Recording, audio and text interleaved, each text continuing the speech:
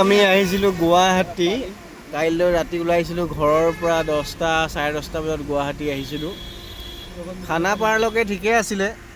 তাৰপিছত এই গুৱাহাটীতো আমাৰ মামাই যিটো সমস্যা দূৰ কৰিব নোৱাৰিলে কৃত্ৰিম বান এতিয়াও দেখিছোঁ। তাৰ কাৰণে আমি খানাপাৰা আহি পালোঁ 6টা বজাত, চাৰে 5টা বজাত খানাপাৰা পালোঁ। কিন্তু এতিয়ালৈকে আমি লখৰা পোৱা নাই। সময় হৈ গ'ল আপোনালোকৰ চাৰে 5টা বজাত যে খানাপাৰা পাৰোঁ, খানাপাৰাৰ পৰা লখৰা পাওঁতে আমাক লাগিছে এতিয়ালৈকে 8টা বাজিলে। আপোনালোকে হিচাপটো মিলাই লওক। খানাপাৰাৰ পৰা লখৰা কিমান কিলোমিটাৰ, যিসকলে আহি থাকে ভালদৰে গম পায়।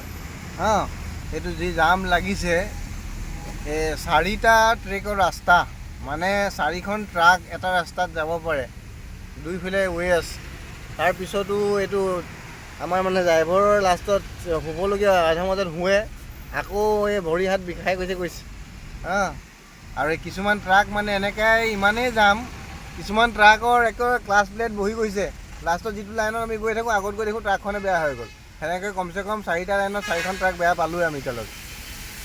এয়া চাওক, লাষ্টত সিটো ৰাস্তাত গাড়ী আহিছিলে, ভাবিছিলে আগতীয়াকৈ পাম, গৈ কিনে দেখিছে ডাঙৰ পুখুৰী, নদী এখন, চেঁচা নদীৰ নিচিনা। আমিতো লেজাইৰ পৰা আহিছোঁ, সেনেকৈ নদী আমি দেখি পাইছোঁ। এয়া গুৱাহাটী, এয়া আমাৰ গুৱাহাটী, দুৰৱস্থা গুৱাহাটী। এয়া এতিয়া লাহে লাহে যাব আকৌ পাইছোঁ। ট্ৰেফিক এটাও দেখি নাপালোঁ। ট্ৰেফিক চাব কেলৈ চাকৰি দিয়ে বুজি নাপাইছোঁ আৰু। ট্ৰেফিক জাম, ট্ৰেফিককেইটা এটাও ট্ৰেফিক দেখি নাপালোঁ।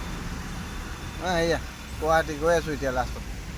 যিটো জাম লাগিছে, মানুহে বাছৰ পৰা নামি কেনে খোজকাঢ়ি গৈ কৈছে ডিউটি পাই যাম, সেনেকুৱা অৱস্থা হৈছে গুৱাহাটী।